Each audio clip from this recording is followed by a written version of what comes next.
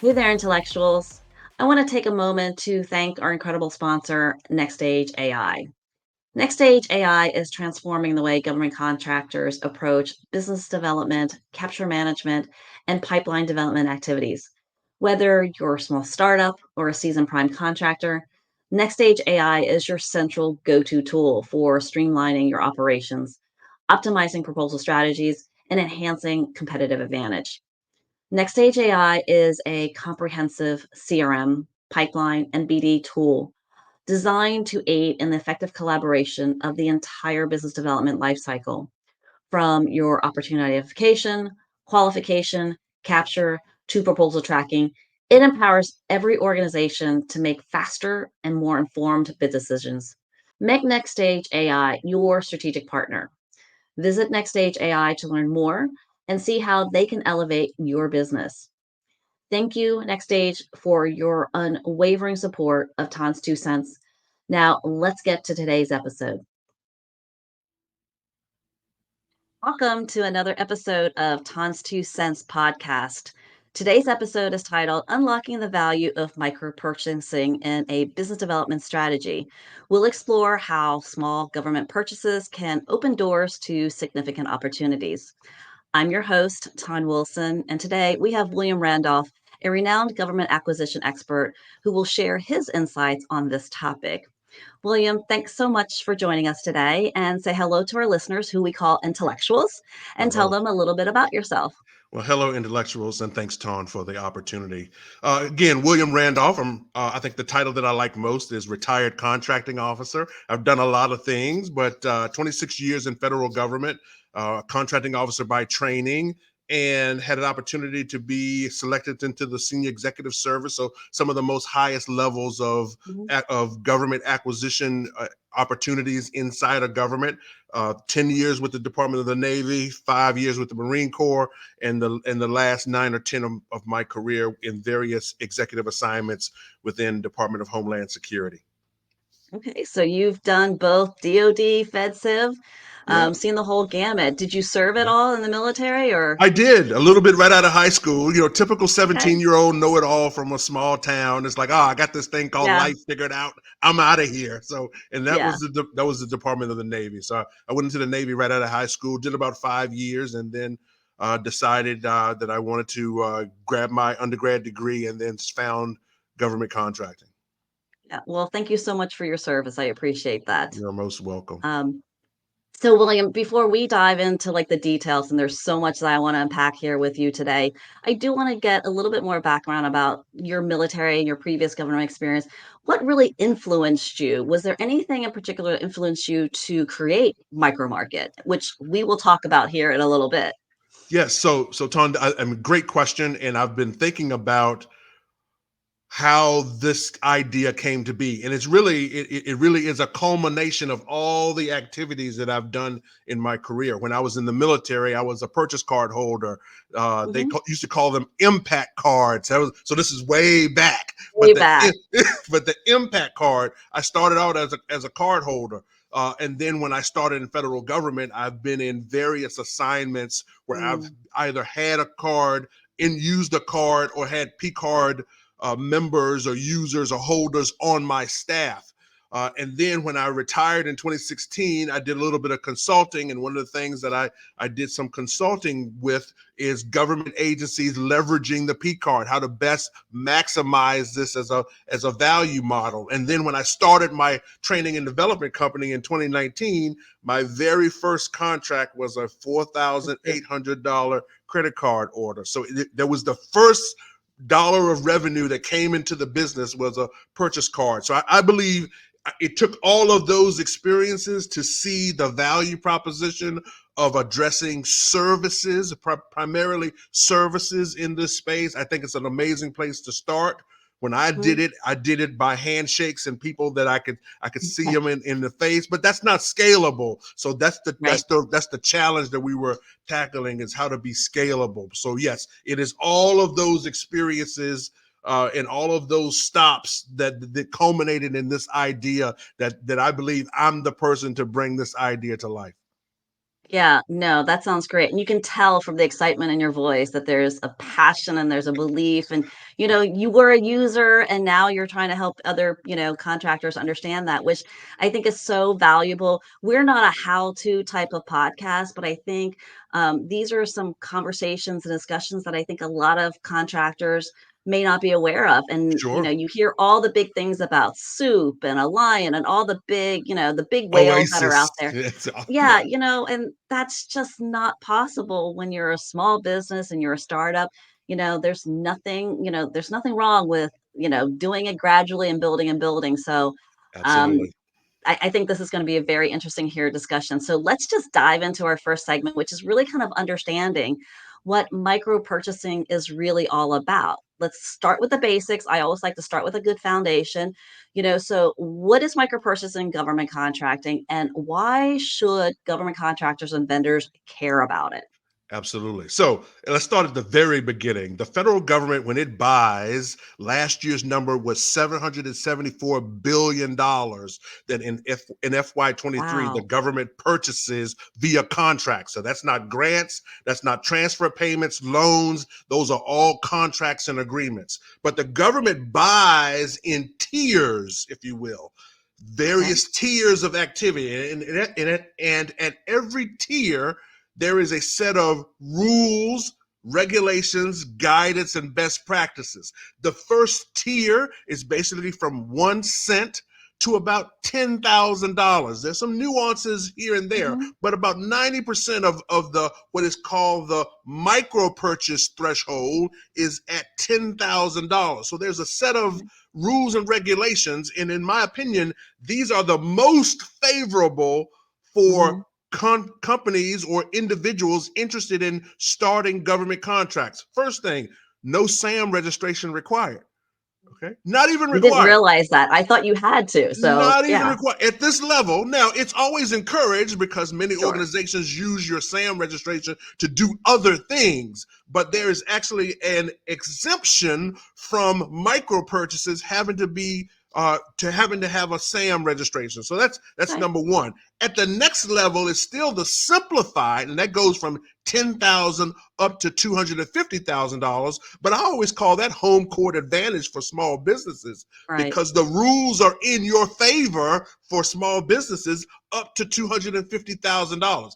After $250,000, you have to, most of the times, you have to go swim with the sharks with everybody else. But at that first level and at the second level, micro purchases the first level, simplified acquisition at the second Position. level, those rules are in your favor. And that's the place to start. And that's the place to Yeah. learn the business, in my opinion.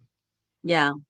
No, absolutely, and I think that's something that, there's others in our industry. I know Guy Timberlake, many, many others, who I consider colleagues and friends. They talk Yes. about it all the time. I even say that, everyone wants to say when they get into the business, "Well, I have to go get all these certifications, and I have to go get a GSA schedule, and I have to do." No, you Not don't. even You required. don't have, and You I would don't. actually say, don't do it yet, right? Like, don't Absolutely. do things like that until you're ready to Absolutely. build that past performance, to build that foundation, because I think it's so critical. You can't just skip steps, right? I think that there are very few companies, and I think it has to do with maybe the business that the executives were in. They maybe Sure. are, they came from government or they came from a bigger business and they start their business and get this subcontract, right? Like Yes. those are common, yes, but I would say something that you have every day. Correct. So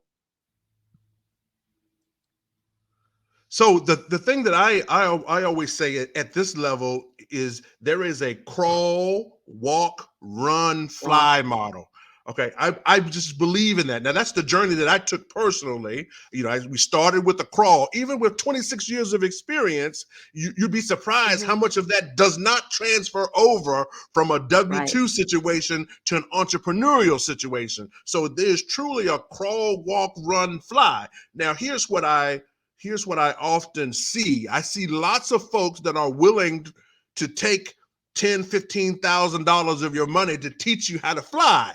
And I'm just not sure that if that happens to be successful, Have you built the muscles to actually fly effectively? I think there's a journey. This crawl, walk, run, fly is really about getting your reps in and building the muscles so that when you actually go get the $1 million contract or the couple of $1 million contract, you actually have the capability, past performance, infrastructure, back office function. You speak the language, you know the mission, you understand government contracting theoretically, that you can be effective at that. Because the Right. worst thing you can do, there's two worst things in my opinion. The one is to win work and not be successful at it. You ruin your reputation. And then to win work and don't make any money, that you're losing money, that you win but you're not winning from an economics perspective. Those are, my opinion, are the two worst scenarios that you can find yourself in. And I think this crawl, walk, run, fly model helps you build the muscles so you don't find yourself in either one of those two situations. Yeah, no, I like you are preaching to the choir here because I think that's the reason why I'm so critical of sole sourcing and set asides. Yes, they have their place. They have their Yes, place. they have a purpose. Yes, it is very advantageous for small businesses, especially if you've got a niche type of service or you've got a mission critical type of support services. For the average vanilla professional services type of company, right? I think those really kind of do them a disjustice because it really doesn't teach them that crawl, walk, run type of approach where you understand, um, flushed out all the risk, really kind of learn that muscle memory for how to do things, when to do Yes, certain things, what you should be concerned about.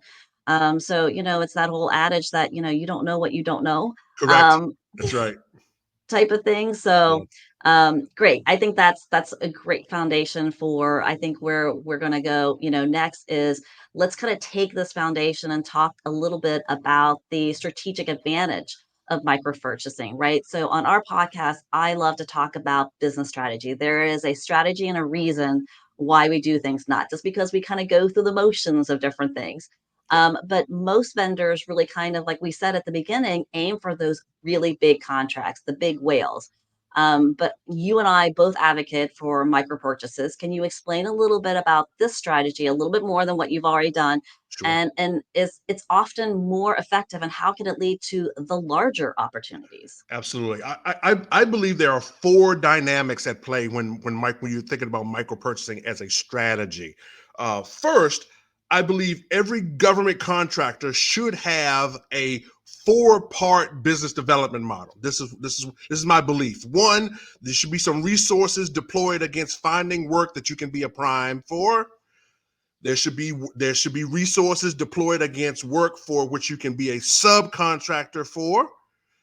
There should be resources and energy deployed against similarly situated opportunities, meaning women or multiple women owned small businesses or multiple service disabled veteran owned small businesses linking arms and going into the marketplace together as a larger entity with the shared characteristics. That's number 3. And number 4 is a micro purchase strategy, a way to cast seed that can sprout small things. So here's why I say that here's the 4 value propositions to that.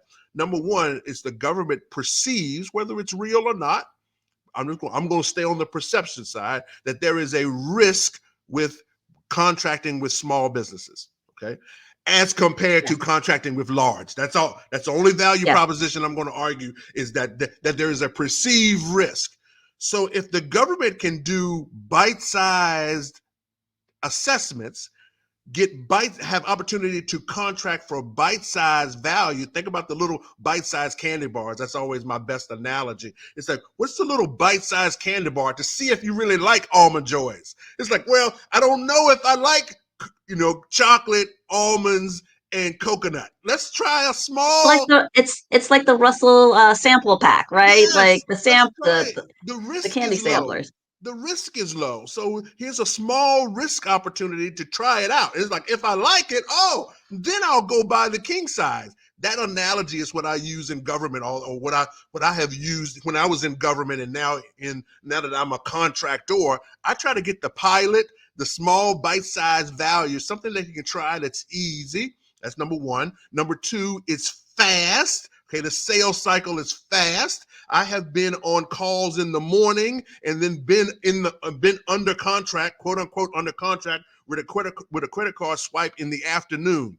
That's what I call a fast sales cycle. That is counted in hours, as compared to, in many instances, the normal government contracting sales cycle is counted in months, if not years.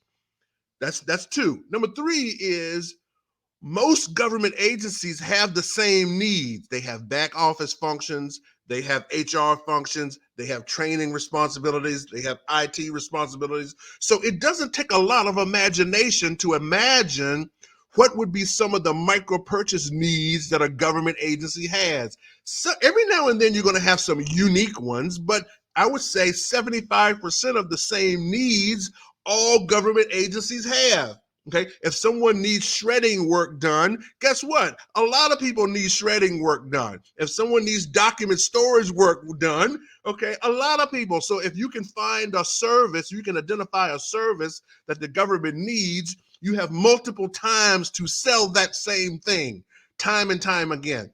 And then fourth is the sheer quantity of opportunity. The federal government has over 709,000 credit card holders across the whole of government. Now, That's a where lot. that's a lot. We just stop and process that number, 709,000. Okay. So Amazing. what other mechanisms or infrastructures inside of the government contracting sales environment where you have the opportunity to touch 709,000 touch points? Okay. It's a lot. So even if you did 10% of that, that's 70,000. That's 70,000 people, one in 10. Okay. Even one in Those a are those hundred. are some good, yeah, those are some Yeah, good numbers. those are And good and numbers. here's yeah, and here's the other thing too, to like your four part. And I love that because it makes absolute sense. It's so common sense that I can't believe that more people aren't subscribing to this. But my other thing too is that people buy from people who they know and trust. Yes. You can't build that rapport, you can't build that trust readily on a larger contract unless you've got street cred or you're inside or you're Yes. shaping it or and small businesses, I'm sorry, y'all don't have time for Don't that. have that. You No need to keep the lights resources. on. Absolutely. Exactly, right? So I think that multi-tier approach is a really good balanced approach to your BD strategy because you've got this low-hanging fruit. Yeah. Why not? It's almost kind of like pickpocketing like the government a little bit, It right? is. It's like It is. So Ton, I'm a here's little feisty today. I'm a little feisty today, okay? So here's the bonus number five. If you have an opportunity to have a micro purchase, you've just been invited inside the tent to ask more questions. Okay. The first questions I always ask is, what else hurts? I'm here to deliver on X, but I'm looking for Y and Z while I'm there, because you're inside. You have, even if you have to take that information and compete later on, you've built a competitive advantage with having inside information. Okay, so I think the value proposition of the micro purchase is, of course, there should be a value exchange for the micro purchase, but in my opinion, the greatest value is you've just been invited to inside the tent. You get to sit down and put on their shoes and say, what else hurts? Okay, and they'll tell you. It's like, oh, I wish this thing over here is eating my lunch. I wish I had this thing over here. And then I just write notes. I just listen. I'm in listen mode. And then the next thing you know, I'm coming back with something. Maybe it's an unsolicited proposal, or it's a follow-on proposal that has connective tissue from the thing we started with. Now I've got some connective tissue to the next thing. I wish I had a dollar for how many times people have said, "Wow, how did you know we needed this thing?" Because you told me 3 weeks ago when I was here before doing the first thing. So the value right, because you're proposition of, actively listening, and I'm that's the actively whole thing, listening. right? I think new businesses, especially new to GovCon companies, are always looking for where do I start? Like how do like it's so large, it's so overwhelming, and it really doesn't have to be. It doesn't. The buyers are people, they're moms, they're dads, they're, like they have lives, they have Yes, problems just like you. And sometimes they just want to have someone come in and solve their problem. You have to be a really creative problem solver. absolutely. When you approach that it's not an intimidating type of conversation because it can be, right? It's like, oh, I'm talking to the government, I got to be on my P's and Q's and stuff That's like that. right. I'm like, they're people, They're people. people. They're humans. Yeah, They're exactly. humans.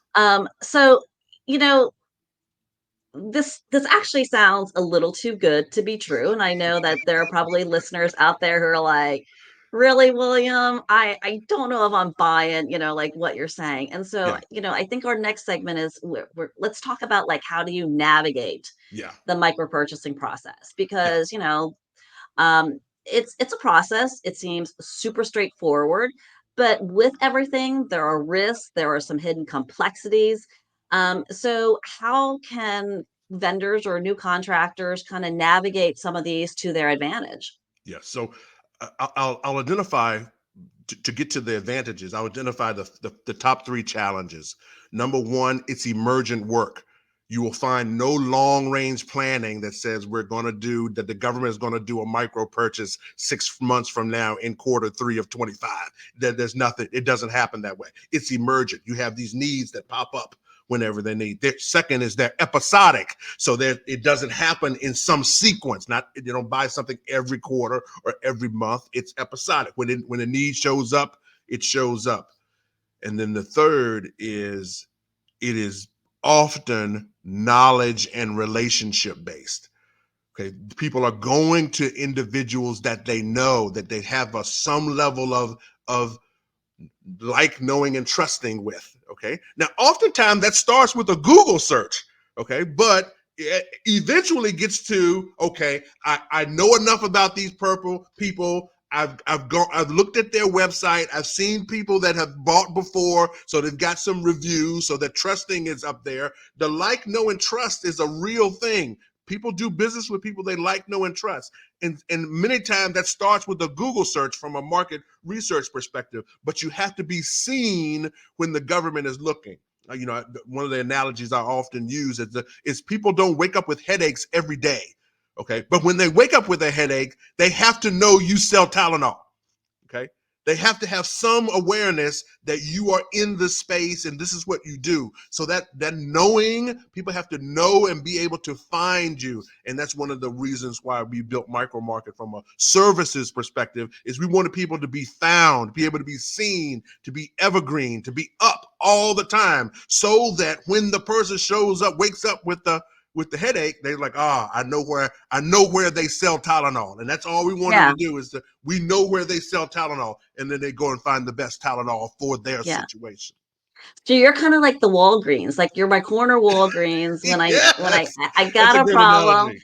Yeah, I'm gonna go to like micro market and be like, yeah, and that's so true because people will tend to go and seek help or assistance or advice from the last person they spoke to yes, or the most recent person because so much going on up yeah. here There's a all lot the of time, noise out right? there. Yeah, There's there's a a lot of lot of noise. noise out there and there's a lot of competitors. And so there's a couple of things that you said really kind of resonated with me and something that I want to drive home to the intellectuals a little bit more is that you're even more so in this in this instance here is that we are such an instant gratification um, society anymore Yep, that it's not at my fingertips or it's not readily available or I can't Google it or I can't find it somewhere that's super easy. You have to have a social media and an online virtual presence. gotta have a presence. If it's LinkedIn, if it's a website, if it's whatever it is,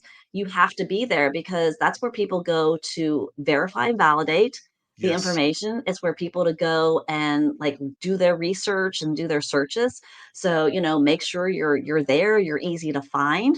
And also too, there's nothing that beats this in-person type of organic relationships. You and I can do this all day. yeah, We've reached a pinnacle to the point where we can do that and it will have very little impact on our business. However, if you're new and I don't know you, I can't get to know you very well this way. And Absolutely. so you have to be present, you have to be in person, you have to be where your buyers are. And so association memberships, conferences, events, networking events, happy hours, different places where you have to go where your customers are Yeah. so that they can see you, feel you, like be able to shake your hand and look in your eye and be like, yes, I like you.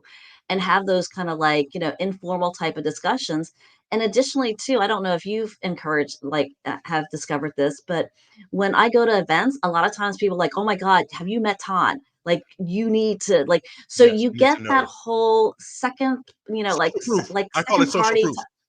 Yeah. Oh my God, there's Yeah. a term for it. Yeah, Yes. it's social proof. It's like this is a good person because I know them, and because I know them, this is a good person. It's Like simply you need social to proof. get with this person. You need to get in front Absolutely, of. and that's how the connective tissue starts to grow. Yeah, it's a real thing. Yeah. No, absolutely. So are there any other recommendations for navigating this process? I think probably two more. And Okay. the first is you have to have some sense of your customer.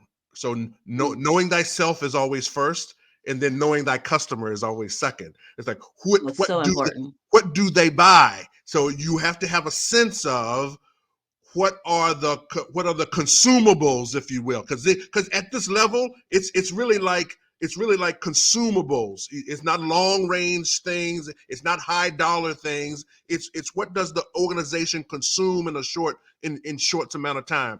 It's often training. It's often assessments and those types of activity, back office activity, admin support, Mhm. those types of things. Admin. So what are the consumables? We don't want to try to sell boats to the Department of Education. It's like they don't buy boats.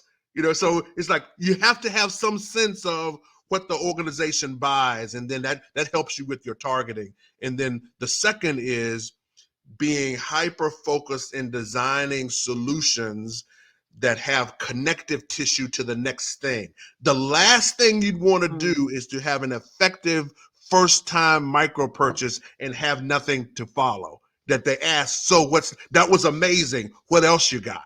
And there's Yeah. nothing else. So it's an entry point. I don't I encourage people to start here, but you don't have to stay here. And the goal is to do the $10,000 thing, and then do the $100,000 thing, and then do the $250,000 thing, and then you ultimately find yourself with the million Right. dollar contract. You've built past performance, you've built a relationship, you've built some connective tissue, you built mission understanding, and that Mhm. connective tissue can start with it's one of the best ones we did during the height of the pandemic years was a 1 hour lunch and learn. I did 1 hour webinars probably 4 or 5 times a week. And those things, we've got contracts Yep. now that are year-long contracts that started with a test with the bite-sized 1 hour lunch and learn webinar. Yeah. No, absolutely. Everything it's kind of like the domino effect. It's like one sets off the next chain of events. And so Yes, you always kind of have to, you know, always be selling, right? Always be closing, always that's be right. selling, always be thinking about the next thing and what's your value added, um, service or product or, to that customer because if they're satisfied and they're happy, they're going to want to come back for things, but you have to give them something. You have Something. to give them Yes. those ideas Absolutely, and they'll tell some, for, and they'll tell other people too. So that's the yeah, additional value yeah, proposition of having yeah, 709,000 sales opportunities inside yeah. of government. And Is they're that all connected. They all they're all talk. They connected. all They all share. pure. That's right. Yeah, They all yeah, talk and they all share. So if someone yeah. someone is successful, the word will get around. Well, and the other thing too is, I think sometimes contractors are in a very like receive and wait, like kind of a mode. And there's nothing wrong with you saying and asking, right? Like, hey, we really enjoyed doing this for you. Who else in your like what Yes. other colleagues do you know Yeah. could use our help? Because we would love to be able to kind of help them out with the same thing. Or where else within the organization. So instead of trying to sell out into like another organization, try selling up and in deeper into like where they're at, which is Yeah. it's easier, but like you said, it's the whole government network is like a hive. It Yeah, talks to each other. the channels are already there. It's like the communication channels are already there. It's like you don't have to lay new ground. It's like that the channels are already, the connections are already there. Why not use the relationship? Because I've seen it all the time when I was in government. Again, I had 27 years on the other side, and when we as executives or leaders or decision makers got together, the first questions we ask is say, "Hey, so who's doing this for you?" You know, who that's the very that's where market research start. When you go to one of your peers and say, they said, "Oh, we had that problem too." So who's solving that problem? Who's working that problem for you? And Right. that begins the story of getting to a successful contract award. It all starts with, that social proof plate, that social proof moment. So, who's solving that problem for you? And then you get the small number of names, and you start doing your market research, and then but those Mhm. small number of names always stay in the back of your mind. So Right. when you see them again, it's like, oh, I remember someone I said know that. that they were. I know Right. that name. That's exactly. Right. That's what you're Right. looking for. Is the I call it the invites to small private parties. You want the invites to small private parties. Oh, yes. I want the ones that are, like, off the grid, like, the unsanctioned ones. Yeah, the private party of one. It's like, oh yeah, come on in, Yes. Yes. come on in. And somehow I always kinda know and find them. So at every conference, I always know where the unsanctioned ones are. Um, because I listen, people. I Yes, listen. yes, Um, so you've shared so many, like, really great examples and real world examples of some success stories and things like that. And I thought maybe this might be a good time to talk a little bit about micro market and some of your success stories and kind of where you're at because it's been a hot second since you and I kind of touched base. You've reached some incredible milestones, yes. Thank you. both on the vendor side and on the government side. So, how is that success story going? And do you have examples of both sides really kind of coming to the plate and being like, "Oh my god, this is exactly, this is what I totally envisioned would Yes. happen." So thank you for that. So yes, we have, as of this morning, we have 519 vendors on the platform. Wow. We started in January 2nd, so not too bad. Well, We're 6 or 7 months in, and we've got 500 vendors on the platform. From a standpoint of successes, I have had the honor of leveraging my relationships. Back to where we're talking about that connective mhm, tissue. I've done probably over 25 demos inside of government now, to include the GSA team that does the mm, commercial platforms. They're the ones that sanction the commercial yes, platforms as the ones that said, yes, these are good to use. So we've had a conversation with them. We're continuing that conversation. We're maturing our product to be aligned with what they were looking for. We've had an event. We had events with the Office of Federal Procurement Policy. They are the police, if you will, for mhm. government Oh, I know contracting. them. Okay, I've so had words I've had words with them on. okay. Well, we've had a demo with them. In their role, they don't sanction private sector Mhm, products, but as the police, they leave them alone. They're like, yeah. "Oh, we see you doing something over there. Good luck to you." We It's see like, you. Yeah. yes, we see you, but we have nothing to say, and that's the best outcome that you could get from Mhm. those types. A few months ago, I had the honor of being invited to the DoD Small Business Training Week that was in Chicago. And I was in front of about 300 Apex Accelerators, small business specialists from all of the DoD activities, service activities, sharing the story. So that on the demonstration and sharing side, we've been going gangbusters. I probably do a demo every 1 or 2 weeks Yeah. since January. On the sales side, it's been really great. I think I shared with you when we were talking about this opportunity Mhm. that I had just gotten back from San Antonio. I was at Fort Sam, Houston, doing some training for a team that came Military on. City, USA. There you go. They went on the market and said, "Hey, we're looking for something. We're having a week long offsite of our leadership, and we're looking for something to fill a half day on Tuesday. Would you have something? We see this thing on the Mhm. platform. Tell us more about that." And a little back and forth, and in about 2 days, I was locked down. They flew me out to San Antonio, and I did a half day, and then I spent a day at the Alamo and walking around the Riverwalk. It was amazing, but it was a micro purchase, under $6,000. Okay, it Yeah. was under $6,000, right at $6,000. But that's what micro purchasing looks like. And on the platform, we now have vendors that are buying from vendors. So they Ah, see an opportunity that they want to couple with something that they do, and they put that yeah. together, and then they go to market somewhere else to do another value proposition.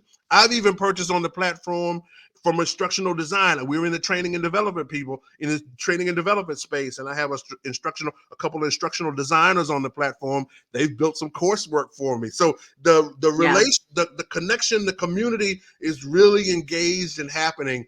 And I think the one that I think what may be the crowning jewel may be happening tomorrow is I've got an opportunity to chat with the technologist folks inside of the Department of Defense, the Tradewin folks, to see if there's an opportunity to do some collaboration below the Tradewin level. Tradewin level is Yeah. very, very structured, very mature, have been highly vetted, and highly resourced. But there's an opportunity, there's a need below that. Think micro purchases, $10,000 or below, that could be Yeah. bite-sized value of emerging technology. So fingers and toes are crossed on that one, that we have a very good call, and the value proposition is there. But we just keep providing value. Our goal is to provide value. And the greatest value that the government is finding is we built a functionality on the platform that if someone comes in, I call it window shopping, but if they come in, we've got over 350 offers, canned offers on the platform. But if someone doesn't come and doesn't find what they're looking for, they have the ability to post a request, so they can say, Yeah. this is what I'm looking for. And that goes out to the Yeah. community. And it also pushes out onto LinkedIn to say, oh, there's an opportunity over here if you're interested. So the members get a 24-hour head start, and then it pushes out to LinkedIn to make sure that our goal is to make sure we are sourcing for the federal government. We want to be the place for them to go Right. for micro For their purchase micro purchase. services. Yes. I really need to get my butt moving. I'll tell you what, between this and everything else and end of year stuff, I'll squeeze that in on a moment that I'm not sleeping. So, I get it. I that's get it. very exciting to hear because I feel like I got in on like the ground up here, right? Like, That's right. back That's in right. January. It's Stake like, your claim. Stake your claim. seriously, I want it to be like the 100th like there was like I missed the 100th person That's like right. by I like remember that. You were like 101 or something like that. like can you Yeah, it just was. adjust the counter? Like, come on. It's Yeah, like it's if I great. can't be first, at least be a good benchmark, Oh yeah, like it's really a cool. good milestone. But Ton, you mentioned something. You mentioned end of the year. The Uh, data says that 40% of micro purchasing happens in the last 25% of uh-huh. the year. So the last quarter. We were in the So it's not season. too late, It is intellectuals. not Get on right. It there. is It's not not too too late. late. This is the season. This is the time where time trumps risk. It's so Yes. much that has to happen in these last 90 days that the government is willing to accept more risk, perceived risk of Risk. working with Right. new companies, small businesses, because of the need to move the dollar. So this Yeah. is the special season. So take advantage Yeah. of it. Well, that's a really good place for us to kind of close our conversation here today, is to maybe talk about some of the common challenges that vendors might face with micro purchasing and what advice you would give them to avoid some of these pitfalls. Yes. Um, A couple of things. because they're all there, right? Yeah, they're all So, there. They're all there. It's a couple of things. You have to be seen. Okay. When the government is looking, they have to be seen. Now, most times that as I shared with you before, for the services side, most of that starts with the Google search. But if you know anything about Google, the people that show up on the first page of Google paid to be there. They made the investment to be there. Okay. And then I heard a comedian say one time that the best place to hide a dead body is on the second page of a Google search, because no one ever goes to the second page. So if the first pages are paying to be there and the second and no one's going to the second pages, then how do small businesses Yeah. like you and I be seen. So you have to be seen. Pick a strategy. I want people to have a micro purchasing strategy. If they aren't interested in replicating the infrastructure, come on over to micromarket.co. We've built the infrastructure for services already. But I just want every company to have a micro purchasing strategy to be able to plant seeds that can sprout in front of 709,000 individuals. So that's kind of the first. And then the last thing is, just be mindful that your buyers, your credit card buyers, are people too.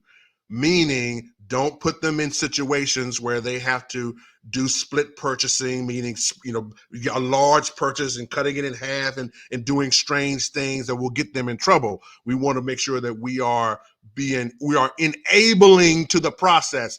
This level of buying at this first threshold is very small business friendly, but sadly, only about 36% of it is going to small businesses. The Amazons of the world, the Grangers of the world, they're eating all the lunches. It was just a GAO report about this time last year. A GAO report came out and said of all the new platforms, Amazon Business was getting about 72% of the work. Large business. So therefore, 36%, and this is across the purchase card. This is not just services, but across the purchase card only, and I use that word intentionally, only about 36% of it is going to small businesses. So I say my point number 2 is to get in the game. Get in the Yeah. game, be seen, get in the game, let people know you exist.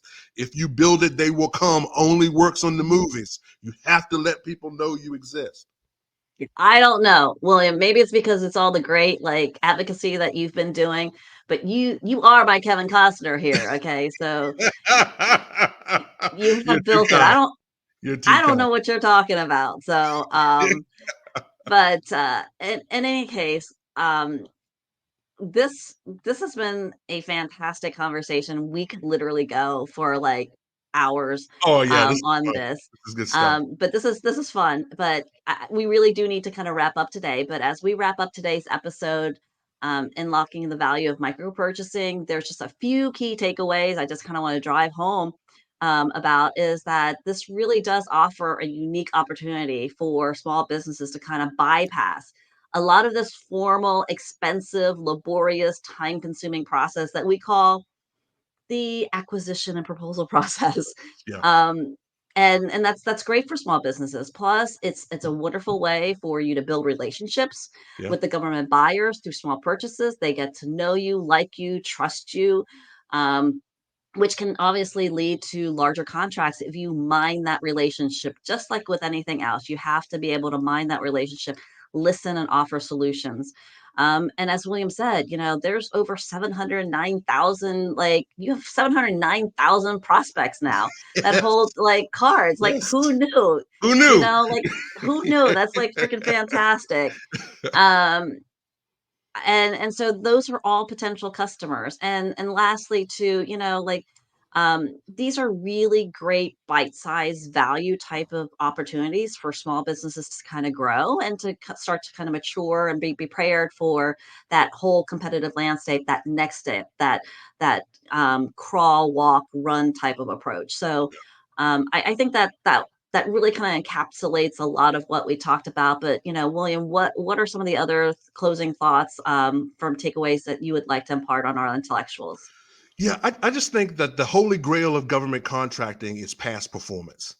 Is that if you have it, it short Mhm. circuits the whole activity, or it accelerates the whole buying, solicitation, selection activity. If you don't have it, then you have to Yeah, replicate it. You have to use other things to replicate what would be past performance. Micro purchases is a way to go get that past performance. Well, on your capability statement, when you put all those logos on there, no one ever asks you, so how much was the contract for that customer? No one ever asked that question. You just get to put the logo on there that I've worked with that agency.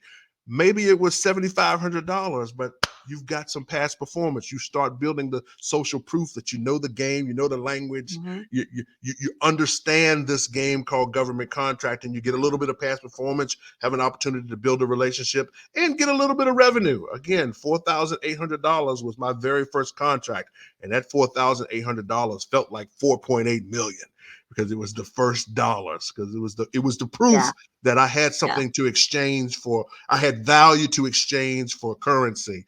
yeah. If for small businesses that are on this journey and you need that proof point, come on over to micromarket.co. Free to join and free to list. Small transactions fee on sales.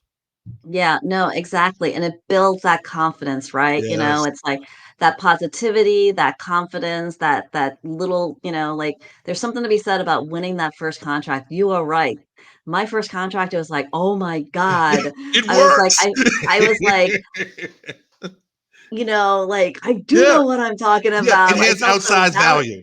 Yeah, yeah, those Yes, first dollars have outsized value to their actual number. So they so really so we do. we need to line as many small businesses up that can go get that first one that says, it Yes, works, I can do it. yes, exactly. And so this concludes our episode here today on unlocking the value of micropurchasing. Please subscribe to our podcast and stay tuned for future episodes each Wednesday. Thank you, William, for joining us and sharing your knowledge with our intellectuals here today. My pleasure. Once again, to our intellectuals for listening today. And remember, you have to think big to win big, be an intellectual. And until next time, keep pushing the boundaries of possibilities.